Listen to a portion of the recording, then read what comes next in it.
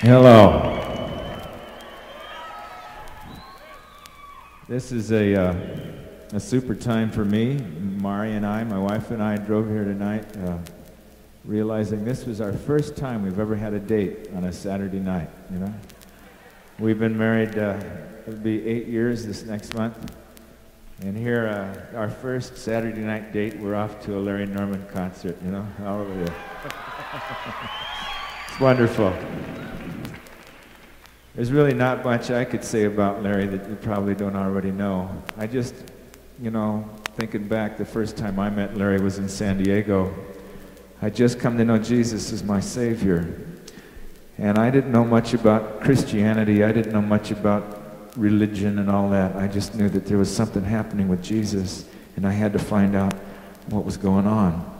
And and I went to a big thing down in San Diego, and Larry happened to be there. And he came walking up to me, and I'd never seen anybody like him, you know? I'll never forget him because his eyes were going, you know? You know on 4th of July when you light the little sparklers and they go like that? That's what his eyes looked like. They were just going like that, you know?